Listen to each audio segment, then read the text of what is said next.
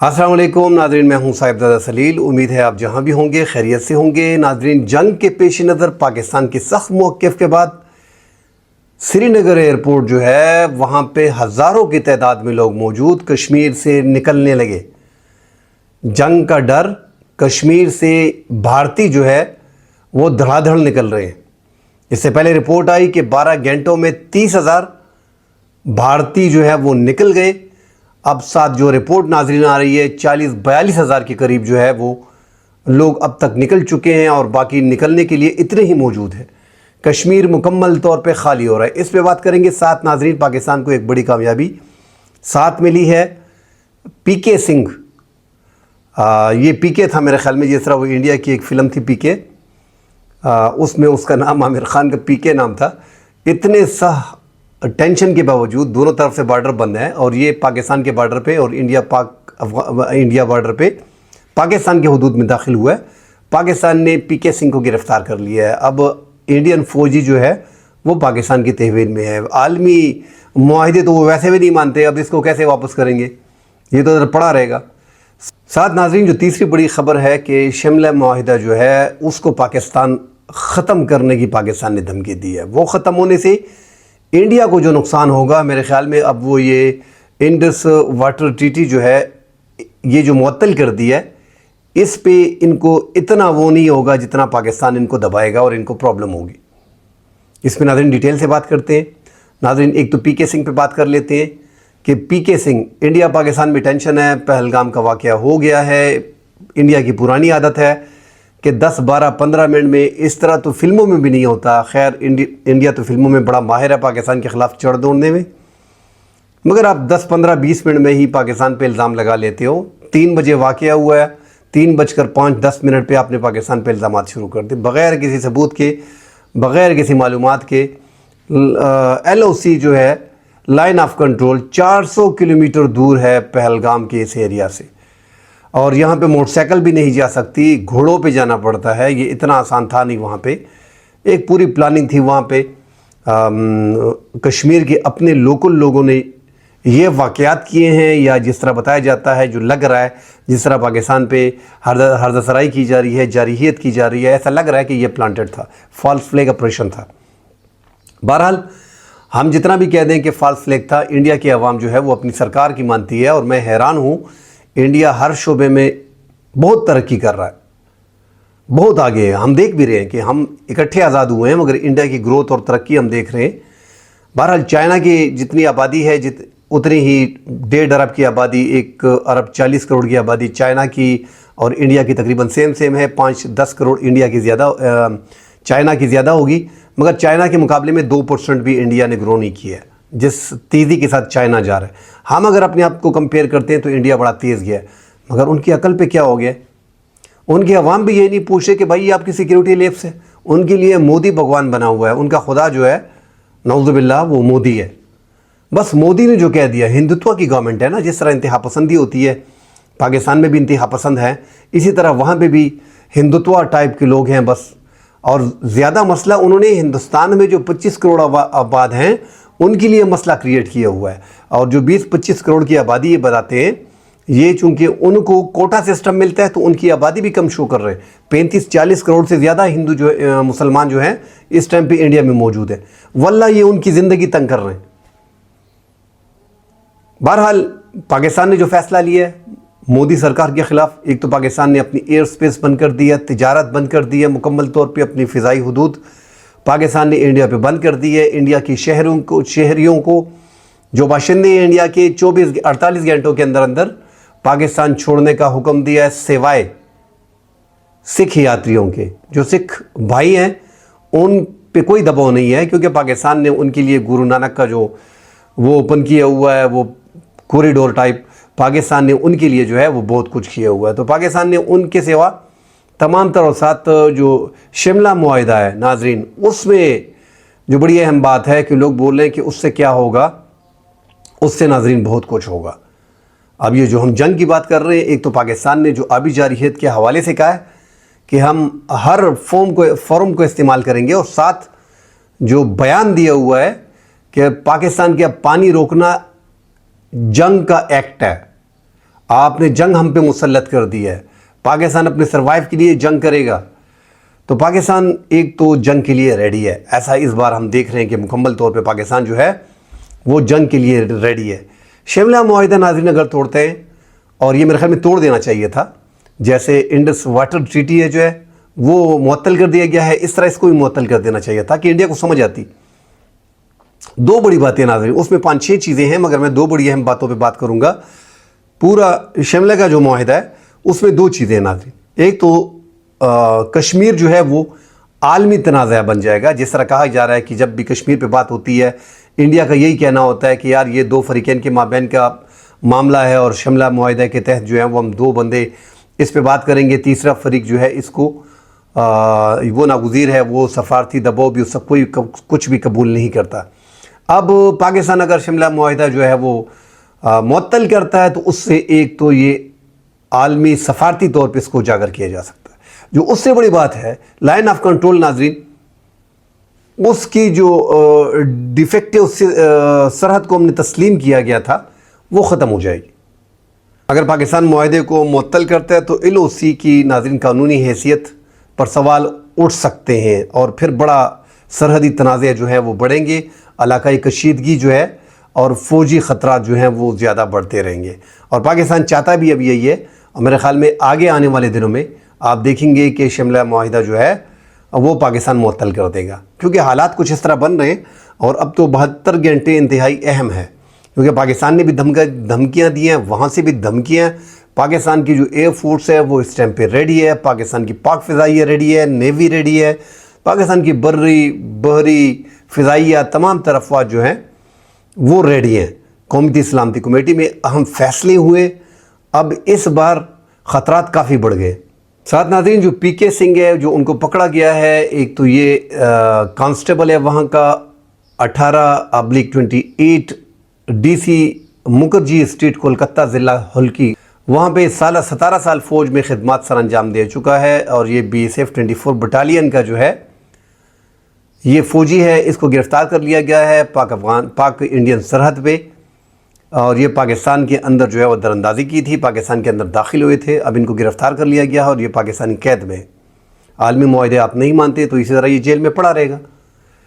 तो मामलात आगे मज़ीद इसी तरह के और भी वाक़यात सामने आएंगे। नाज़रीन साथ जो वर्ल्ड स्टेटिस्टिक की एक रिपोर्ट आई है कि जो कौमें अपनी अफवाज के साथ शाना बशाना लड़ती हैं उनमें पूरी दुनिया में पाकिस्तान का रैंक पहले नंबर पे है। तो जिस तरह हम बार बार अपनी वीडियो में जिक्र करते हैं इंडिया के लिए स्पेशली कि ये पाकिस्तान और बांग्लादेश ऐसी कौमें हैं और अफ़गानिस्तान कि ये अपनी अफवाज की शाना बशाना जब इन पे जंग मुसल्लत की जाती है तो ये ऐसा ना समझे कि पाकिस्तान की 6-7 लाख की फ़ौज है और आप 2 मिलियन है। पाकिस्तान की जो 7 लाख तकरीबन फ़ौज है उसके साथ 89% जो है वर्ल्ड स्टेटिस्टिक रिपोर्ट जो दे रहा है, दुनिया के पहले नंबर पे पाकिस्तान वाहिद मुल्क है जिसकी परसेंटेज 89% है कि इसके 89% अवाम जो है वो अपनी फ़ौज के शाना बशाना लड़ती है। मगर यहाँ मैं फिर भी कह दूँ कि ये 89 भी नहीं है, ये पूरे 100 है। आप उसमें पाक अफवाज का जिक्र नहीं कर रहे जो 7 लाख है, आप पाकिस्तान के पॉलिटिशियन का जिक्र नहीं कर रहे, इस तरह पाकिस्तान की जो बैरूनी मुल्क करोड़ों लोग हैं उनका जिक्र नहीं हो रहा जो सर्वेज हुए हैं।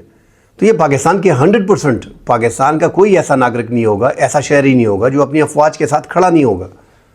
मैं ये नहीं कह रहा हूँ कि इंडिया जो है वो खड़े नहीं होते, इंडियन में भी हैं, हुब्बुल वतनी उनमें भी है, मगर वो परसेंटेज जो पाकिस्तान में है वो वहाँ पे नहीं है। हमारे ये आधे भी बराबर नहीं है, 50-60% अगर उनके हैं तो हमारे 100% है। इस तरह अफ़गानिस्तान और बांग्लादेश के लोग जो हैं वो भी अपनी अफवाज की शाना बशाना जो है वो लड़ती है।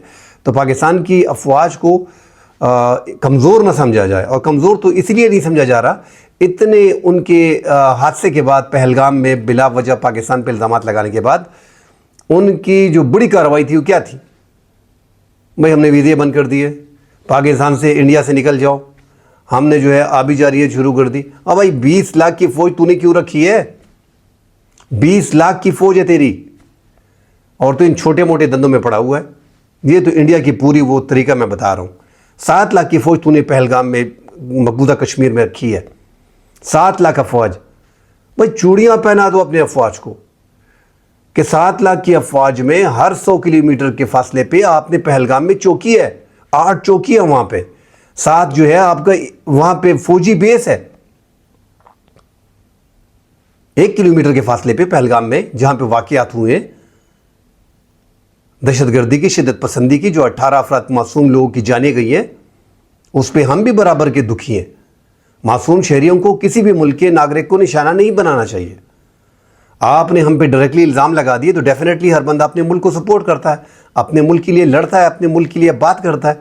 मगर यहाँ पे सच्चाई यही है कि आपकी 7 लाख फौज जो है वो अगर हिंदुस्तान में मौजूद है, इंडिया में कश्मीर में मौजूद है, मकबूजा जम्मू कश्मीर में, तो वहाँ पे 3-4 बंदे कैसे इतने लोगों को इतने टाइम में जो है वो हलाक कर सकता है, उनको मार सकता है।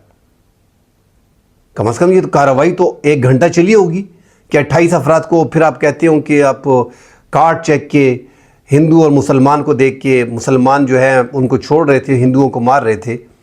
तो ये पूरा प्लांटेड इसलिए लग रहा है, ये अपने अवाम के लिए ख़तरा पैदा कर रहे हो। आपके यहाँ बड़ी अक़लियत है मुसलमानों की, 25 करोड़ आपने हिसाब लगाया, मगर वो 40 करोड़ से ज़्यादा है। तो आप अपने मुल्क के लिए कोई अच्छा नहीं कर रहे, वहाँ पर आप इंतहा पसंदी मज़ीद बढ़ा रहे हो।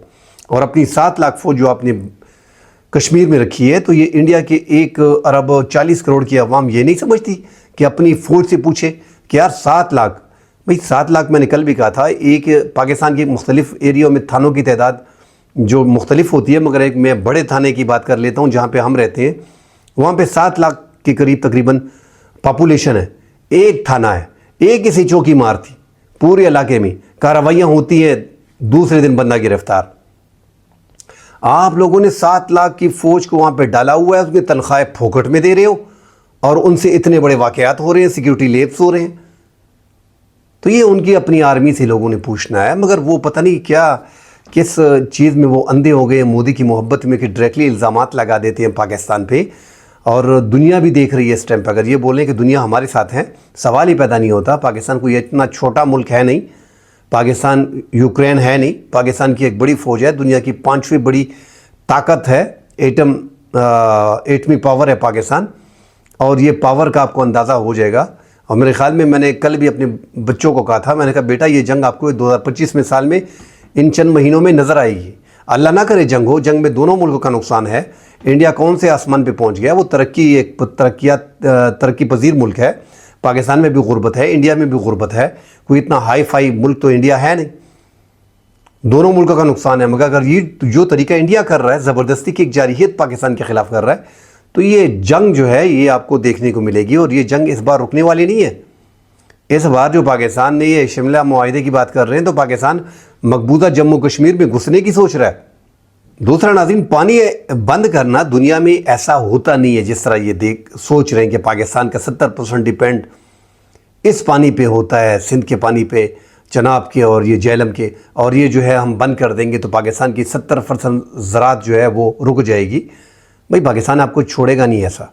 दूसरा, ऊपर चाइना बैठा हुआ है, आपका बाप चाइना बैठा हुआ है। और चाइना वहाँ पे जो है वो बरम पत्थर जो आपका दरिया है, जो बांग्लादेश बाद में जाता है, अरुणाचल प्रदेश से गुजर के जाता है, असम से गुजर के जाता है, वो अगर वो बंद कर देता है तो उससे एक तो बांग्लादेश को बड़ा प्रॉब्लम होगा। मगर आपने जो इतनी इन्वेस्टमेंट उस पर की है, आपके पूरे मुल्क का 37% अवाम जो है वो उनके खेत वगैरह ख़त्म हो जाएंगे। अगर आप ऐसे इकदाम करेंगे तो फिर चाइना उधर से, वो तो बैठा ही इसलिए चाइना, वो तो उस पर डैम भी बना रहा है जिस तरह आप उसके बांग्लादेश के पानी पे डैम बना रहे हो, उसी तरह चाइना जो है इस पानी पे डैम बना रहा है। तो ये आप बंद कर दोगे, ऊपर से चाइना बंद कर देगा, आपके मुल्क में भी गुर्बत आ जाएगी, आपके मुल्क में भी खुशहाली आ जाएगी। आप किस दुनिया में रह रहे हो? ये छोटे मोटे पैंतरे इस्तेमाल करने से अच्छा है कि अपनी 20 लाख अफवाज को इस्तेमाल करो। अगर वाकई आपको लगता है कि पाकिस्तान ने हमला किया और आपके पास सबूत हैं, पाकिस्तान को पेश करो। अगर पाकिस्तान उसमें मदद नहीं करता है, फिर जो करना है कर लो। पाकिस्तान एक तरीका आपको बता रहा है कि इन्वेस्टिगेशन करो, प्रॉपर इन्वेस्टिगेशन होनी चाहिए थी, उसके बाद आपको जो है इल्ज़ाम लगाना चाहिए था। आपने पहले ही अपनी मीडिया वगैरह को रेडी करके पाकिस्तान पे इल्ज़ाम जो थोपती हैं। बहरहाल जंग होगी। अगर पाकिस्तान पे जारहियत की जा रही है, पाकिस्तान का बच्चा बच्चा अपनी अफवाज के साथ खड़ा है। और इंडिया जो है पिछली बार तो 2 फाइटर जेट को जो है वो गिराया था, जिसमें अभिनंदन MiG-21 था और एक उनका दूसरा जो Su-30 था मेरे ख्याल में, जो मकबूजा कश्मीर जम्मू कश्मीर में गिरा था। तो पाकिस्तान ने 2 फाइटर जेट को गिराया था और खुली धमकी आपको दी थी कि हम दिन दहाड़े आएंगे, आपको सरप्राइज़ करेंगे। DGISPR आसिफ गफूर की आज की बात मुझे अभी तक याद है। उन्होंने कहा था कि हम आपको सरप्राइज़ करेंगे और आप देखेंगे। तो वही हुआ कि पाकिस्तान दिन दहाड़े गया। मैं भी हैरान था कि दिन दहाड़े यार 650 फाइटर जेट उनके पास ऐसे हैं इंडिया के पास जो बॉम्बिंग कर सकते हैं, बमबारी कर सकते हैं। पाकिस्तान के पास 350 हैं। तो पाकिस्तान ने कर दिखाया, 5 गुना बड़े मुल्क के ख़िलाफ़ दिन दहाड़े घुसे और ये रात के अंधेरे में सर्जिकल स्ट्राइक के नाम पे पाकिस्तान के एरिया में आया और इनको मार भगाया गया और उनको बताया गया कि सर्जिकल स्ट्राइक होती क्या है। और वो भी इंडिया अवाम ने देखने के बाद फिर अभिनंदन को हीरो बना दिया, जिसको पाकिस्तान ने पकड़ पकड़ के पेंटी लगाई और पाकिस्तान ने फिर एक जस्टर के तौर पर, पीस जस्टर के तौर पर पाकिस्तान ने उनको वापस किया। भाई वहाँ पर उनको मेडल मिले। वो मैं हैरान था कि पूरा वहाँ पे इंडिया उसको अब भी अपना पता नहीं माई बाप वगैरह मान रहे हैं। भाई पकड़ पकड़ के हमने इसका बढ़ता बना दिया था, आप लोग उसको कौमी हीरो बना दिए। और फिर वो मोदी की बात को मान भी लेते हैं। और फिर वहाँ पे एक तो अमेरिका से, दूसरे ममालिक से दरख्वास्त कर रहे थे कि हमारा अभिनंदन हमें वापस कर दे। पाकिस्तान ने पीस जस्टिस के तौर पर जो है उसको दिया। पूरी दुनिया ने जो है सराहा पाकिस्तान के इस इक़दाम को। फिर 56 इनकी छाती जो है मोदी ने चौड़ी करके क्या कहा हो कि हमने धमकी दी थी अगर अभिनंदन को वापस नहीं करते तो हम हमला कर देते। वो सारे ड्रामे आवाम को बता रहे हैं और आवाम उसको मान रही है। जो इंडिया ने कल पाबंदियां लगाई हैं और उसका जवाब आज पाकिस्तान ने दिया है। देखते हैं कि अब इंडिया मज़ीद क्या करता है। मुश्किलात दोनों ममालिक को आएंगी। अगर जंग होगा तो दोनों आवाम सफ़र होंगे। बहरहाल अपने मुल्क के लिए जो ही बेहतर है वो तमाम तर आवाम अपनी अफवाज के साथ खड़ी होती है। कल इंशाल्लाह अगले प्रोग्राम में हाजिर होंगे। फ़िलहाल के लिए इजाज़त दीजिए। अल्लाह हाफ़िज़।